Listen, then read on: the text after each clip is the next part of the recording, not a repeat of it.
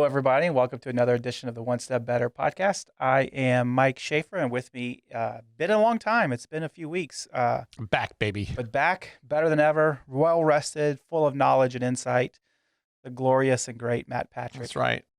I'm The champ is here. That's right. That's, we're back to the big leagues, baby. That's right. Let these minor leaguers try to step up. That's right. I've been on injured reserve for a couple of weeks, and now I'm back. That's right.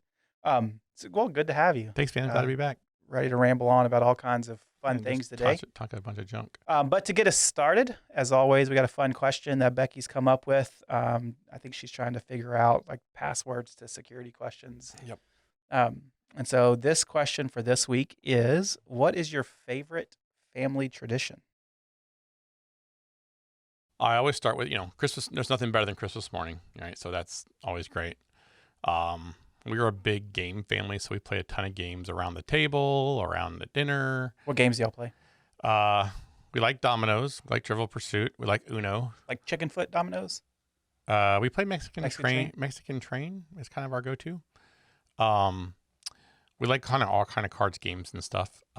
We also play like silly games. So if anybody burps at the table, we have to say a color, touch our forehead, and punch them. We learned that from a college friend I learned that from a college friend, Manny and I did. This is like one of those things 30 years ago. That all your college friends did whenever y'all were drunk. No, we were sober. We were sober. This is all the time.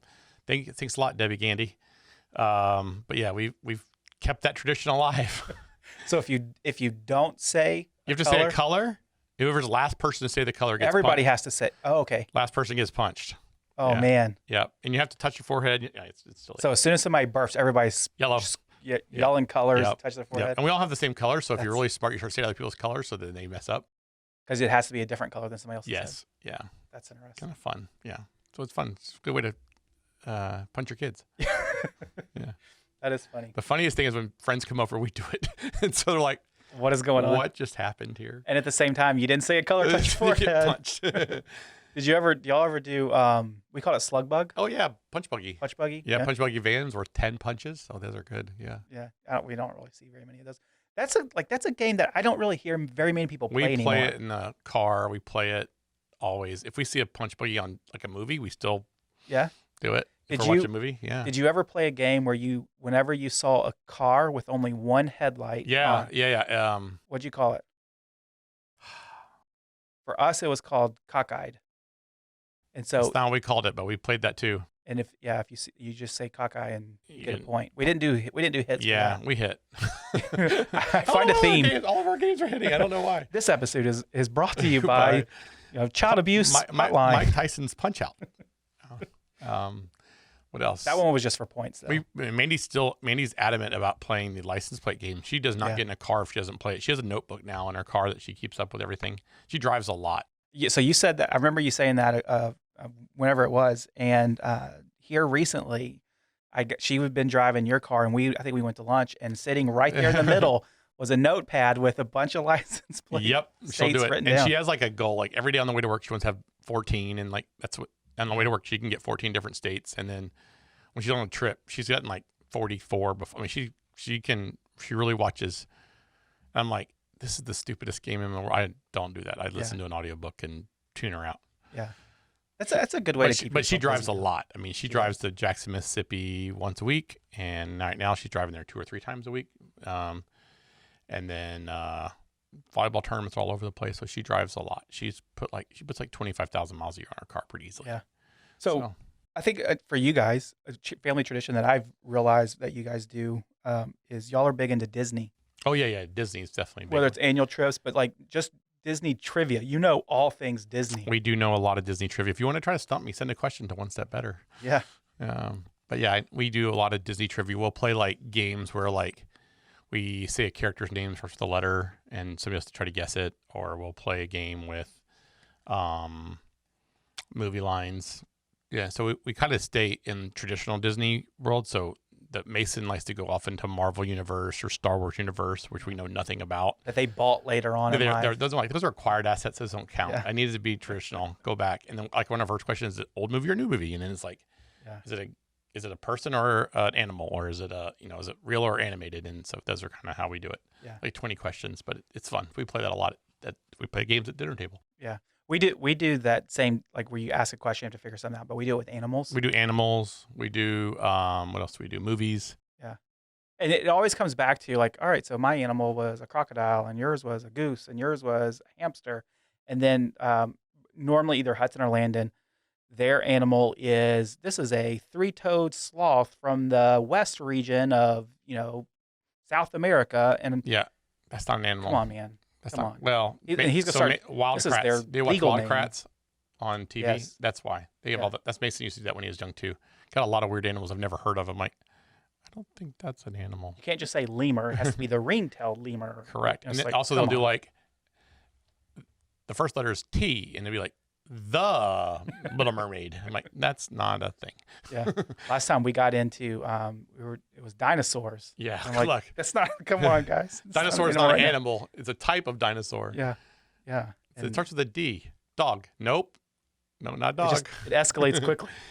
Yep. And you start. So does it fly? Does it swim? Oh yeah. Does it have four legs?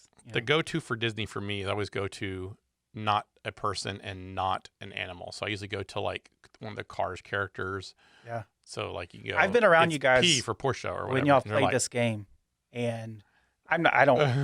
I have no chance in this game with you guys. Yeah. Because I don't know Disney hardly at all. bad. Anyway, It's bad. but you guys go like it's a deep. challenge to. This is the We always have kind of teacup and yeah. We have that's Chip from Beauty and the Beast. Come on now. Yeah. It's easy.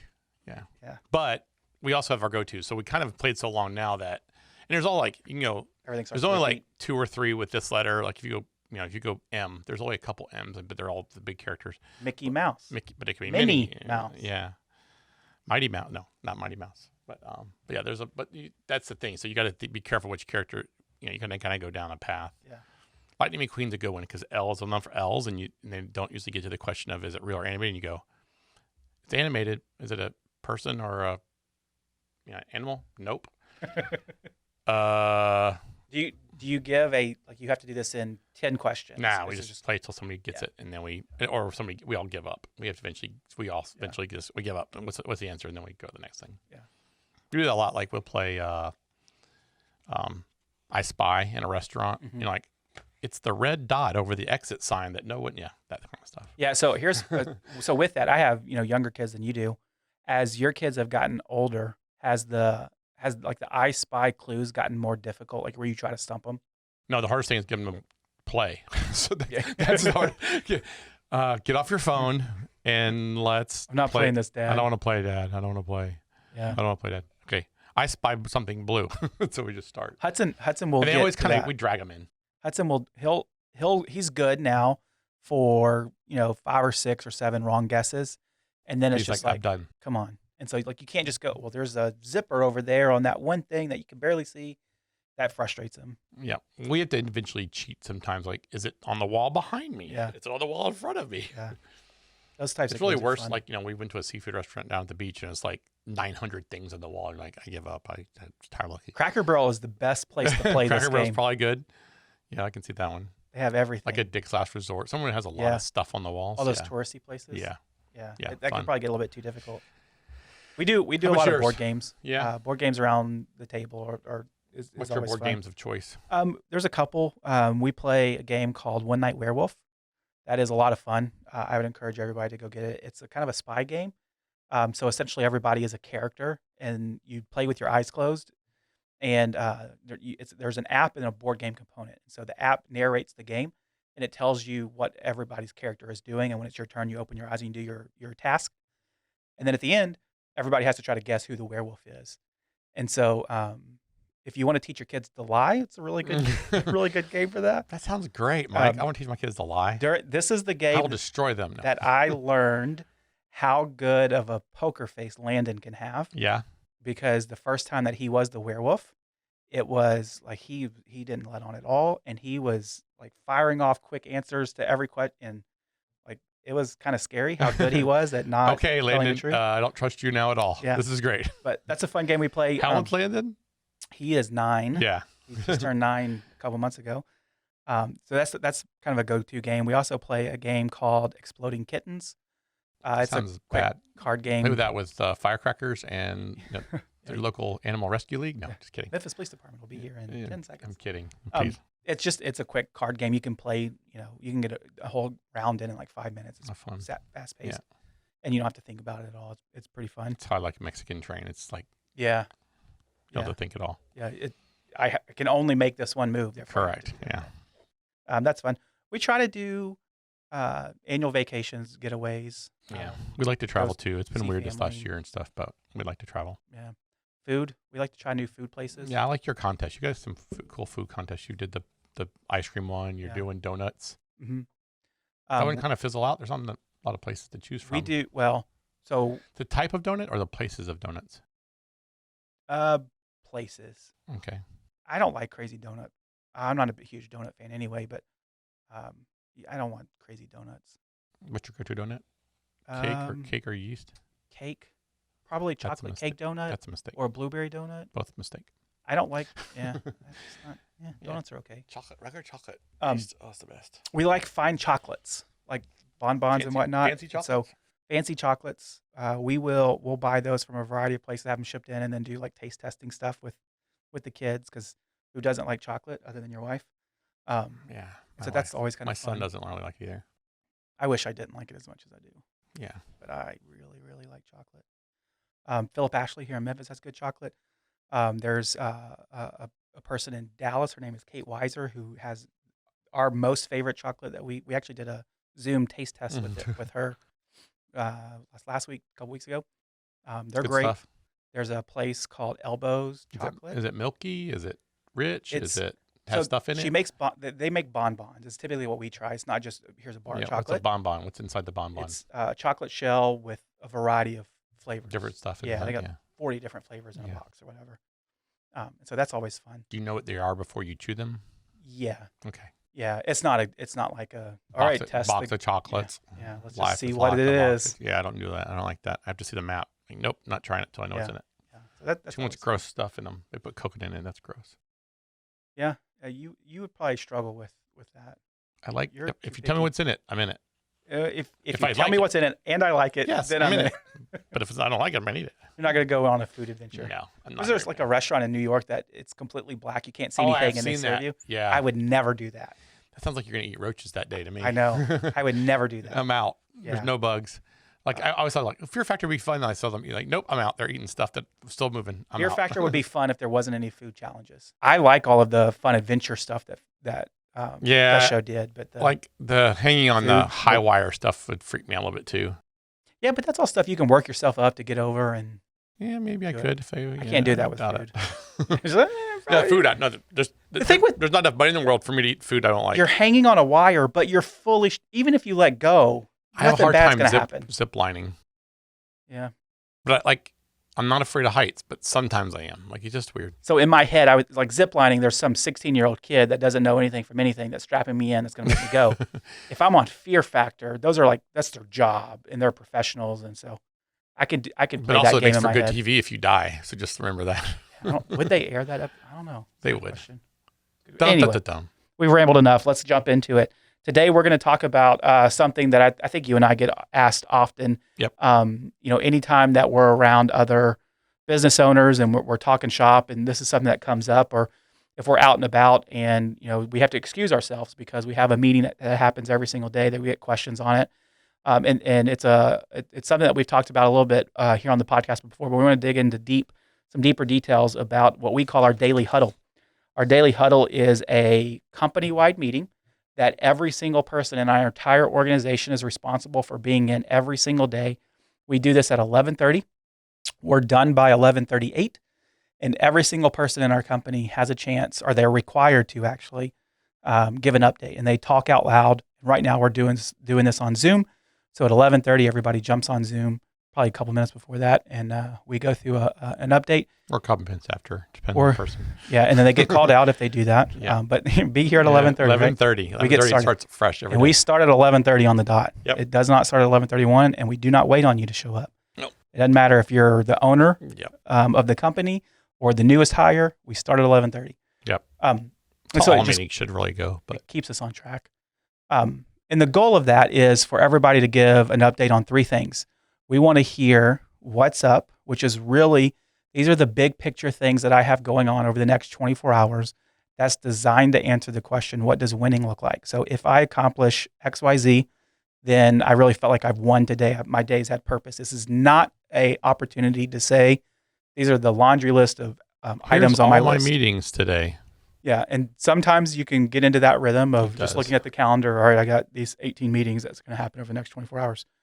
But the big picture, the idea of it is, if I can accomplish these 1, 2, 3 tasks, then I really felt like I've won today. The second thing is heads up. A heads up is something that somebody else in our organization needs to be aware of. This can be anything from, I'm going to be out this afternoon for a doctor's appointment. It could be, hey, we have an angry client over here that is frustrated with something. It could be my computer is needing to get replaced. Who knows what? And then the third thing is an I'm stuck. That last example is probably more of an I'm stuck. And I'm stuck is I cannot continue to do my job until something changes. Something has to be interfered with. And the person that can help me is in this room. That is everything from like my computer won't work. IT is a big one for that, or yeah, a login or something that you needed or something. Yeah. Those are kind of big around that way. Or, hey, you told me you're going to have this reviewed for me. I'm still waiting on that in order to get the clients asked for this to get done. I'm stuck. I can't get it done until you get your review done. Yeah. I always explain this to our new people as this is our opportunity to apply positive peer pressure on people in our firm that need some positive peer pressure to get them moving.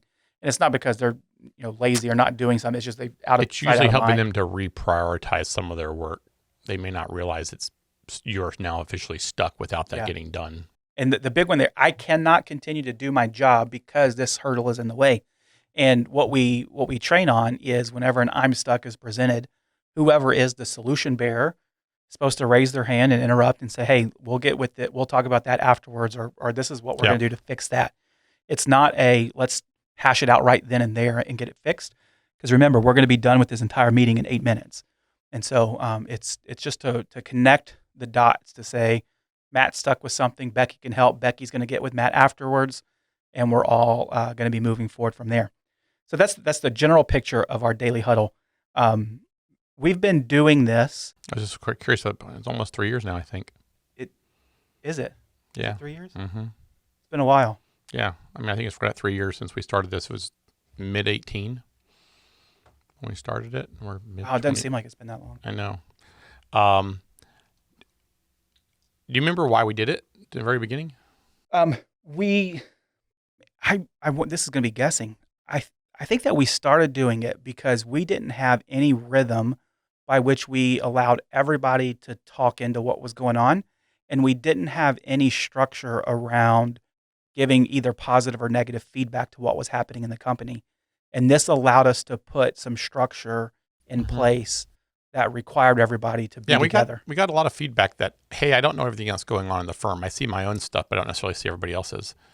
And we were getting like, hey, I would have been really nice if somebody would have told me that, or it'd been really nice if, I've been asking for this to get done forever, and no one never really felt like we ever got it accomplished. I felt like we're getting into some silos. So our accounting and operations team kind of operates in a silo from our payroll team, and our payroll team operates in a silo from our sales team, and our admin team is kind of trying to put all the pieces together without all the information. And we had people working remotely. This is about a little after Kim went remote, I think, and right when we did the acquisition, we did it a little bit before the acquisition with Little Rock, or the merger with Little Rock, and all that stuff was kind of happening at the same time. We're like, man, we really need to have a good way to communicate with everybody and make sure we're all kind of on the same page. I had read the book Scaling Up, and this is a baseline idea of Rockefeller habits. And we had started looking at those issues, and we had done something similar to this because I think they did it at Ramsey. They did, yeah. They did it twice a week. They did it twice a week, and I liked it, and I liked the idea of how they came together as a team. They only did it twice a week. Yeah, because whenever we were first looking at that, it was I remember the drive back, we were saying, man, but we don't have enough incremental change to even, does it make sense to do it twice a week? Yeah. And then we landed on doing it every day. Every day. And it can get monotonous now when we let our team let it get monotonous, when we don't hold them accountable to doing what they're supposed to do during that meeting. Hey, I don't know what happened before. I don't need to know what your schedule's like. What does winning really look like today? And winning needs to be, I need to accomplish this in the next 24 hours. This is what I need to get this thing done. It's what's important. It is what is important, and it's the top of my to-do list that I need to make sure I get accomplished in the next 24 hours. Yeah. And what happens is we do have a tendency sometimes to just go through the motion. I got to get this tax return reviewed, or I got to get these 4 things done. And it's like, yeah, but which one is the most important and which one are you working on first? Like just holding some accountability to that. It's nice because it requires people to verbalize the most urgent need that's on their list. It's because I can have my list buried somewhere and it's out of sight, out of mind. I don't think about it. But this requires you to push pause on your day and verbalize and say, this is what I have to get done. This is important for me to accomplish today. Now, that's not to say that we always win every single day. There's plenty of times, I know even for myself, where you start the next day. Didn't win Man, I didn't win Yeah, yesterday. I didn't win so yesterday. I still got that same thing, sitting on me. But it does. It requires us to push pause and actually get those things out there. What makes you feel like a lot of times you don't win your day? Well, if I'm being bluntly honest, sometimes because what I said was winning yesterday really wasn't winning. It was, I thought I needed to get this done. But when I actually got into my day, I realized I would like to get this done, but if I don't, it's not the end of the world. Yeah. So that kind of causes it not to be winning. And distractions. Other times is, just distractions, or I thought this was winning, but I didn't really I didn't prepare enough to actually look at my calendar to see that there was no chance I was going to win that. Right. I have that happen a lot. And so that can I want to get this sometimes. done today. And I'm like, nope, not getting that done today. I forgot about all my meetings this afternoon. Yeah. I always, right before Huddle, what I always do is I pull up my calendar and look at, all right, what does the next 24 hours look like? And from there, sometimes it's clear. Winning is just getting through meetings. Going through all my meetings. Yeah. And I don't mean that in like a begrudgingly, like I got to trek through these, but like I just got to get through these meetings. I cannot get anything else done. Yeah. I got this stuff going on. Yeah, I get it. I like that we do the huddle. I think it's important for us to refresh it with our team from time to time because it can get monotonous on them. I guarantee they all don't love going every day. Sure.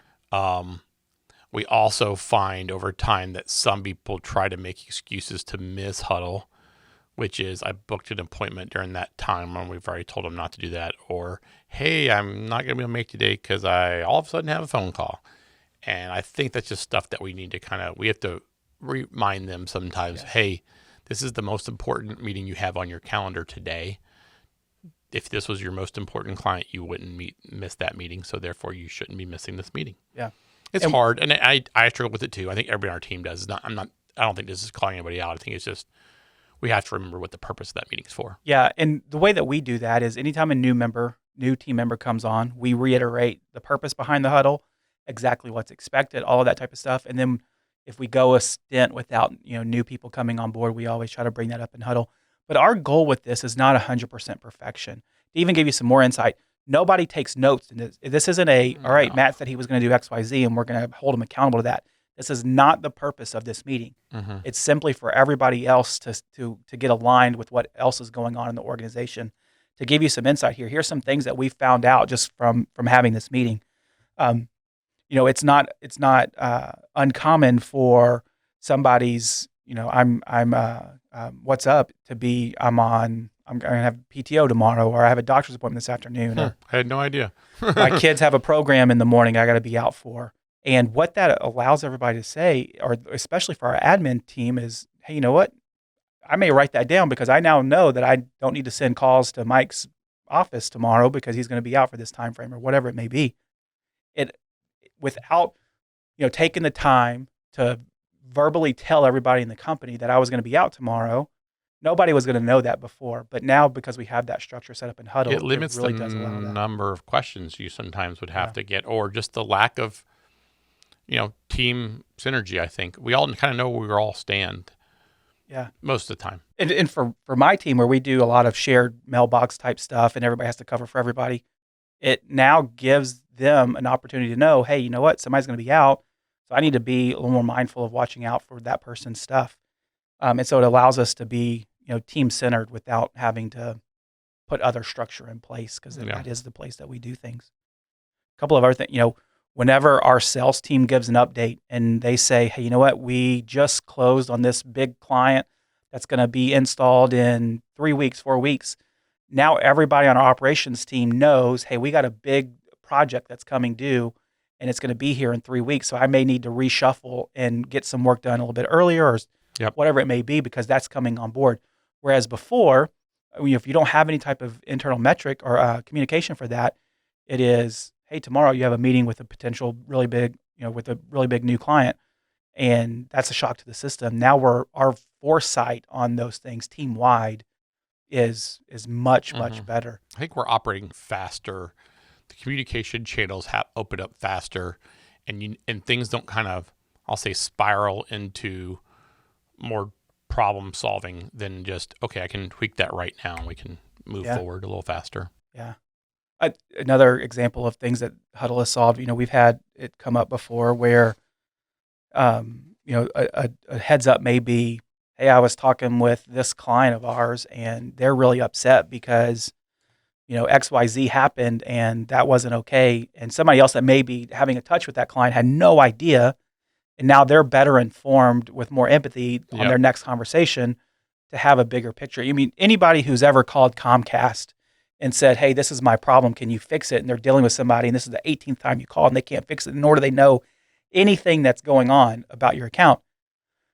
Man, how much better would it have been if there was some communication with Comcast again. No, I agree. Yeah, it's exactly right. I mean, it happened today. I mean, our huddle today was, hey, I'm having this problem with this piece of technology. And we asked the room and no one's using it. Then we started talking about the client. I'm like, why aren't we using this other piece of technology that we already have for all the other entities for that same client? Oh, I didn't realize that was not on there. Oh, okay. Now we've solved the problem with a 2-minute phone call. I mean, with a meeting that we already have on the calendar, as opposed to now having to kind of go through the motions and try to. Yeah. And they may not have thought about that stuff in a bigger, we'd have gone through 4 more steps to get there. And we trained other staff who may experience that problem sometime in the future before it ever came up. Correct. And so I like it. It's amazing. We get through 32 people in 8 minutes. Yeah. I like that factor of it. It's not. It is somewhat disruptive because it's the middle of the day. It's hard for sales team as they're jumping from meeting to meeting. But the nice thing with technology, they can jump on from anywhere. I think that it's still something that we can still improve on. Yep. As always. Yep. Always. One step better. One step better. That's right. And so if you're out there and you're like, man, I got no idea how to get this started. What are my first steps? Just start is the best thing you could do. And embrace the awkwardness. On that first huddle, just introduce the idea of, hey, you know what? We want to make sure that we're better aligned in how we're communicating, give everybody opportunity to let everybody else know what's going on, whether you have 5 people or 50 people. At that point, you may start to break that down into some departmental type stuff. But just start by saying, hey, look, this is going to be really awkward. And we're going to get through this. And we're not going to stop. We're committed to doing this. And if you're not willing to commit to doing it every single day for at least 3 months, don't even start. Yeah, I would do that. And I'd also be very clear about what it is not. This is not a chance for them to vent, or this is be very strict about what you want them to say, and that we're going to go around the room very quickly. And the idea of this is a stand-up meeting. Yeah, we've bastardized it a little bit with the Zoom meeting because of COVID and remote. We really I'd like to get back to a stand-up meeting on it, but it's hey, look, this is not a chance for us to have no agenda. This is a very fixed agenda. We're going to knock through this thing out. It should take less than 15 seconds a person. Yeah. And you have to be diligent about that. So I lead our daily huddle every day. And one of the things that I'm very clear on is if anybody says, well, this is what I did this morning or this is what I did yesterday, it doesn't matter if this is the first time you've ever done that in your lifetime or you do it every single day. I'm going to call you out and say, that's not what this huddle is about. This is about next 24 hours. Don't tell me what you won yesterday. Tell me how you're going to win today.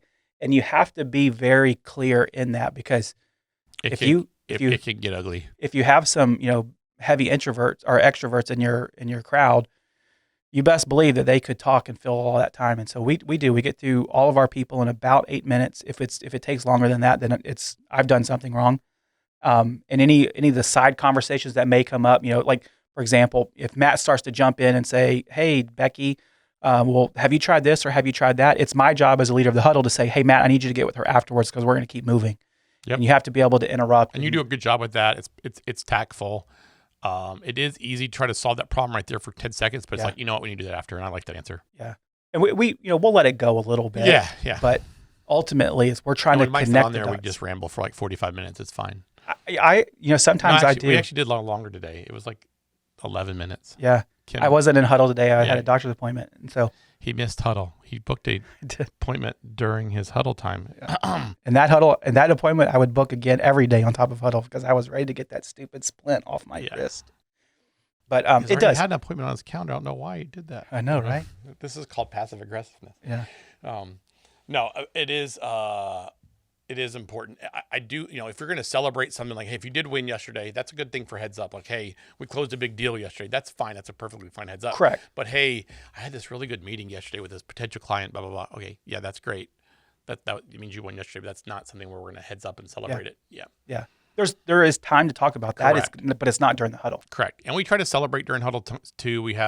Sometimes we'll do our spins, or sometimes we'll do call outs or shout outs. And those are all super important. Anytime we're getting together, I'm okay shouting things out. But yeah. The thing about it, that the unintended effect of Huddle that probably should have been intended. It probably should have had the foresight to see this. But we now have an 8-minute appointment on every single person's calendar where we're, as an entire team, are going to be together. Mm-hmm. And so if anything pops up that needs to be addressed team-wide, we don't have to say, hey, everybody, let's get together tomorrow at 10 o'clock or whatever. We already have it on the calendar. And everybody's coming into that. And so we could take that time and simply say, hey, guys, this is something that is going on that everybody needs to be aware of. And that structure is already in place to have that conversation. And also a side benefit of that is if something does come up that you need to have something on, even with a sub-team, you're already together. Yeah. So you can just say, let's stay online after the fact, and the small groups kind of pick up, or you go off to a break off or something, or let's hop onto my Zoom channel, whatever that is. And you don't have to worry about kind of setting another meeting. You don't have to set a meeting. It's going to be another 5-minute conversation. And I think we have those probably 2-3 times a week usually. Yeah, some group that's does normal. that. Yeah. And I like that answer. We're already together. There's no reason to have a separate time to talk about that. Let's go ahead and resolve it right now and be done. As somebody whose calendar gets out of hand a lot, the ability to have that fixed day on my calendar, and because it's a 15-minute buffer on my calendar, but it takes 8 minutes. Those other 7 minutes, I don't have anything else going on. It's already blocked off. I don't book anything until 1:30 usually. So I have a 10 o'clock meeting, a 1:30 meeting, 3 o'clock meeting, and then a 4 o'clock meeting if I need to. And so I try to keep my time structured as much as possible. But that lunchtime gap, I like that in case something needs to come up and I can have some flexibility to fix something if I need to. Yeah. So I would encourage you, if that's something that you want to do, you want to see the communication get better aligned and better flowing inside of your organization, commit to it for at least 3 months, because it's going to take a while for a couple of things to happen. One is the leader of the huddle. It's going to take a while for you to get comfortable actually pushing people to open up. It's going to take a while for you to actually get the vision across of why you're doing this. It's going to take a while to get some buy-in from some people that they are actually going to use the vehicle the way that it should be. And if you stop or quit early, then it's just another thing that you threw out there and it didn't stick, and it's gonna take some of your credibility away as the leader. The other thing that when Mike Sink was really helping us introduce this, one of the things that he said for us is that Matt was not allowed to lead the huddle, and I thought that was interesting. Yeah, I like that answer too. No, it actually was a good idea. I probably would not have been the best person to lead it. I wouldn't have been consistent, and you're a lot more consistent than I am when it comes to those type of things. But also, I'm probably more of an extrovert, so I probably would let the shit go. Let a lot of talk going on, yeah. And so if you know that you aren't going to be able to do this well, don't feel like you have to do it. Have somebody else do it. And it's we have a couple of recurring meetings, and realistically, if I wasn't leading them, I would still attend. But if I'm leading them, I do have a tendency to move more than other people, and so just me as a leader, that's some of my own stuff. I have a hard time with recurring meetings. My schedule gets kind of out of whack, and I do have a tendency to lose focus sometimes. So it's important to kind of put you in your strength. Yeah. So whenever I'm not here, Matt's not the backup to lead the meeting. I'm like the last resort. I've led a couple times. I lead it like if no one else is showing up, I just go ahead and start. But if Matt's the only person pretty good in Huddle, he can lead the meeting. Yeah, I've done pretty good. When I've had to lead Huddle, I've done okay, but it's not me. Normally it's Kim. From there, it's Sandy, and then Shelby. I don't remember Shelby ever leading Huddle. Shelby's led, I think, once. I've led more than that. If all of those people are out, then something else is going on. We're not having Huddle today. Yeah. But we have not. We only time we skip Huddle is if we have an all hands meeting that day generally. Yeah, because everybody's going to be together anyway. Correct. And that's the one that kind of moves around. We do those 4 times ish a year. We did 7 last year. So hey, Yeah. but Lots last year to was talk about. COVID was going on. We had a couple months in a row like, hey, we're still in business. This is great. If there's ever a year that we shouldn't be all together. Yeah, yeah. But yeah, so we talked a lot about on the beginning, like what's winning look like. I find the heads up is probably that's the team's really connecting the best, because that is the, hey, this is going on with a client or in our world, or it's the, hey, this is something that I'm struggling with technology wise, or something changed with their contact, or just something we all know about. And I like those. That kind of gives us, that's the connection of the team. Also, the big unintended consequence of this is we have a lot of people remotely. So this allows them to connect to the team every single day, to feel like they're a part of something. They're not just isolated in their house every day by themselves. They're not just dealing with Slack messages back and forth. It's a real people. We try to turn our cameras on as long as the internet lets us to do so. And, we do a lot of Zoom meetings anyway, but this is everybody kind of pop in and we're all together. I have found it neat when people come to town for the first time. It's not like we don't know them. Yeah. Like I feel like I know them already. Yeah. Because then the only It thing is interesting to see how they look differently physically. Like Courtney was like 9'7", and so I didn't realize Shantae super tall, and wears heels. She doesn't wear heels, so it's like, man, you're really tall. Yeah. He's like, that's always interesting. Yeah. The first time they actually see the it's like, person, wow, it's like, you're really tall. You're reminding me how short I am. Yeah. I met Courtney, like, hey, Courtney, how are you? You're really tall. Yeah. I didn't notice that, in her Zoom picture. So yeah. It's just, I think it's interesting, but I don't feel like I don't know them, which is great. So I feel like we're really connected that way. When you are starting this, it's important to understand the what's up, which is the what does winning look like, is your gateway to get to the real meat of the meeting, which is the heads up and I'm stuck. The heads up and I'm stuck are more valuable than what's up by far. But the what's up is what it starts out as is it requires people to talk. And then as they get comfortable doing that, they'll open up a little bit more to give a heads up. And then from there, they'll open up a little bit more to raise their hand and say, hey, I'm stuck. I can't do this. And so don't allow people to cop out of that and force them. Right? Give me your update. What does winning look like? And if you notice over a period of time that they don't ever have a heads up, or they don't ever have an I'm stuck. Yeah, I like, talk to them about it. Shantae does this real well. She goes, here's what's going on in my what's up. And then she'll go, I don't have any heads up and I don't have any stuff. She does it really well. Yeah. We try to encourage people that even if you don't have something to say you don't have something to say. Correct. Because it's just a daily reminder of this is what it's about, these 3 things. And so it's worked really well for us. I think it's like you mentioned, some people get a little bit frustrated by it. It's a normal recurring interruption to their day. But synergy across the team, it's super great. Well, and they may not have the perspective, I think, is somewhat it is. Like they're very, if it's one of our staff people, for instance, and they're working in their own stuff, they're not as dependent on other people on their own stuff as maybe as the farther up in leadership, when you have 3 or 4 people doing something at the same time. So you're trying to figure out where everybody stands. And so you're trying to, and so it is a chance for you to help them maybe reprioritize. So you're listening to them. Hey, they said this is the priority today. Crap, that party need to be this. I forgot to tell them I need this done. So it's a good chance for us to reprioritize. You start to be able to put the bigger picture together for everybody. Yeah. Yeah, no doubt. So that's our daily huddle. We have been doing it for longer than I thought it was.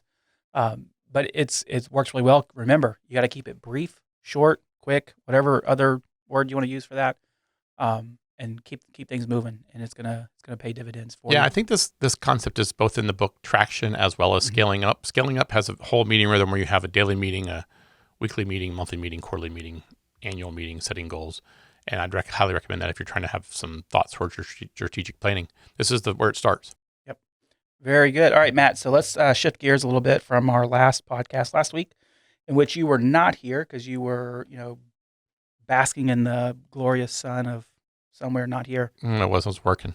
Yeah, no, I think I was still recovering. Yeah, you actually weren't doing anything I had fun. Surgery, but our listeners don't know that, so I'm going to throw you under the bus. Yeah, I was at the beach just hanging out. Don't worry about it. And the beach in Fiji. Yeah, I was in Fiji. Yeah. Over the water. Yeah. But no, last week I flew my private G5. Sure, to my private owned island. What do you mean, Fiji? I don't go to Fiji. Beautiful. That's what for normal humans. Last week we talked about accountability, holding others accountable, why it's important, ways in which you can do that to some degree. And Greg and I were up here talking through some of our experiences with accountability. And so the question that came in, I thought this is a hard question, honestly, for me to answer, but we're going to ask it anyway. It's, outside of just firing somebody, how do I hold a person accountable? This is hard.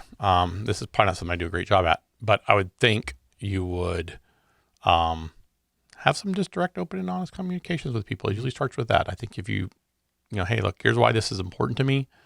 Here's why we're asking you to do this. I think today a lot of times it's giving them the why. I think why is important in this conversation. But like, hey, the accountability of, hey, it's important that you get your work done, or at least you tell us you're going to get it done so we can create contingency plans. Or, hey, you said you're going to be here at 8:30 and it's 8:45. Here's why that matters. We have 14 other people here that work here, and they're waiting on you to get stuff done. Or if you're a crew and you can't get going until everybody shows up, that means you're paying, and that's just cost that the business you're in is not working right. Or, accountability is important. And so I think it just starts with explaining to people why. You got to be able to actually tell the person. Yeah. That's the first step. I think it's, and look, hey, this is not, I'm disappointed with how you're doing this, but I think this is something you can easily do. But it's important for you. This is why it's important to us, and this is why I need to be important for you. And if that's not something that works, then you'll counsel them out. But this is where I think it starts with open communication. It's hard though.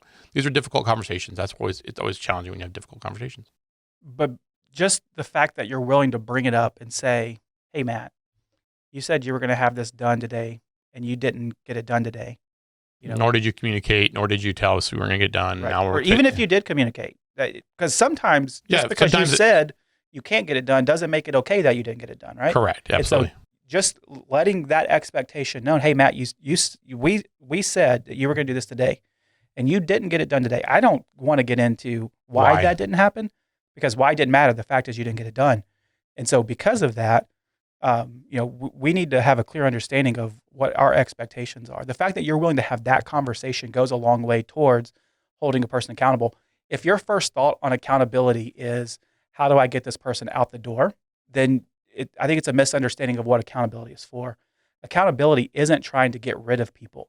It's trying to coach them up so that they're aware of their issues and mistakes and issues that they're in their work performance that needs to improve. This is a coaching session, not a firing session. And so you have to have the difficult conversation to clearly and explicitly say, this is our standard. This was your performance. And now here are some ways in which we're going to fix this going forward. And in that situation, would you go back to, obviously they didn't get it done and they communicated or didn't communicate to get it done. Would you go back to, hey, you shouldn't have said you're going to get it done if you weren't going to get it done, or you should have been really clear that this was a soft, like it goes back to communication on the front of that issue. Hey, you said you're going to get it done by Thursday. You told me that on Monday. Don't tell me you're going to have it done by Thursday unless you're going to have it done by Thursday. If you think you're going to have a problem there, you should have told me on Monday, hey, I'm going to have 14 things to get done. I'm going to have a hard time getting things done by Thursday. Here's what I'm trying to do. Because then I can help. Correct. I can give them more resources, whatever. I can't help you told me you're going to after the fact. Correct. I need it done by Thursday because you told me it's going to be done by Thursday. Yeah. And like I mentioned, sometimes, let's say this, you have to get it done by Thursday and today is Monday and you come to me and say, hey, Mike, this is going on, whatever, and I'm not going to be able to get that done. And you're telling me that 3 days ahead of time. Sometimes the answer is, I need to get it done. It doesn't matter. You have to get it done. But that's the rarity. Normally the answer is, okay, how can I shift things around or help you out or provide resources, whatever I can do. Correct. As a leader, how can I help you do that? Because it's really important to get But this don't done. tell me on Thursday you didn't get it done, that's going to piss me off. Yeah. Because then I can't help. Well, not just that, but there's a reason why we need it done by Thursday. It could be, hey, I need to review it Friday, so it goes out to the client ahead of time. And like in our world, we'll use this example. We have a deadline this Monday, and so it's okay. I can't give that to the client on Monday. Like I need to give it to them 3 or 4 days beforehand, so they know how much coming and all that stuff. And if it's a recurring issue, you have to be willing to have the difficult conversation down to the degree of, if this happens again, it will be your last day working here. Right. And making the this is a accountability deal breaker in place. Yeah, because and that's where, just like parenting, right? This is the easiest thing. Sometimes if you don't do this, you're going to get punished. Well, then you actually have to punish them. Sometimes as a parent, I find myself drawing a line that I didn't mean to draw. I do it all the time. And as soon as that line gets crossed, I either have to follow through with my discipline or reduce my expectations, and which is going to provide future issues potentially. And so as a leader, you have to be really careful about when you're going to draw that line and how you're going to draw it. Because if it's something like, Hudson, if you say, if you talk one more time in this car, then I'm going to give you a spanking, or you're going to be in timeout, or I'm going to whatever. And he says, okay. He said another word, right? That wasn't my intention, but in his, because I have he did it on purpose. He did it on purpose. He's like, I'm going to see if he's really going to spank me. I don't think he will. And now, because I drew that line, now I have to follow through with it. Pull over the car. And so remember, when you're a leader of an organization, it's not parenting. And so you're dealing with adults. So when you draw that line, I'm going to bite my tongue right here. You're dealing with it should not be parenting. It should not be parenting. It sometimes is. It's a whole nother conversation. Yeah, that's me as a crappy leader. But when you draw that line, you cannot move it. You have to hold. You drew the line, and that's on you as the leader. That was your fault to draw a line that shouldn't have been there. But when it gets crossed, you have to hold your team accountable, and it starts with sitting down with them and saying, "This is what I expected. You didn't get it done. How are we going to make sure that doesn't happen again?" Yep. It's not easy to do. It's hard. This is a hard conversation. Now, this is something that happens a lot, and it could be a big thing. It could be a small thing. It can be attendance. It could be dress. It could be over-promising and under-delivering. It could be quality control. There's 1,000 things that are not being held accountable here, and it's your job as a leader to fix that problem, not fire that problem. Yep. Because you've already made decisions to hire people. It's your job to coach them up. Yeah. Yep. It's really easzy to fire them, but it's harder to coach them. For me personally, that's the most fun part of the job. Is firing people? No, I don't like doing that. That part sucks. The coaching them up part is seeing, because man, whenever I have a person that's on my team that's clearly failing on something, whether that's intentionally or unintentionally, and being able to coach them up to where they master that and overcome that, there's no greater joy. There's no greater joy than that light bulb moment where it's like, oh, I get it now, and now I can do that because I feel like I played a part in that and helped them, develop a skill or whatever it may be. So that makes sense. It's a lot of fun. So that's your answer. What other accountability options do you have? Well, don't start from the standpoint of how can I fire you? It's how can I coach you up? But be willing to have the difficult conversation and clearly communicate what was the expectation, how it was missed, and get some feedback. I would work on positive reinforcement there too, instead of negative reinforcement. Of course you would. You're the optimist. Yeah, but I still think you get more with a carrot than a stick. So I like to do it with a carrot. Yeah. We could talk about that. Yeah, I'm probably doing it wrong. Just let you know. No, so positive, we don't have time. We're out of time today. Yeah. Nice. Thanks for talking to the ones. So thanks, guys, for listening to us. Really appreciate you taking some time out of your day to listen to us ramble on about the games we play with our kids, how we meet with our team, keep people accountable. And so really appreciate you joining us. If you have questions, reach out to us. Let us know. We would love to get your feedback, whether that's through leaving a comment wherever you listen to your podcast or YouTube. Send us an email at onestepbetter@patrickaccounting.com. Or you can find us on our website, patrickaccounting.com, and works.com, WHIRKS.com. And we would love to hear from you. So thanks, everybody. Y'all have a great day.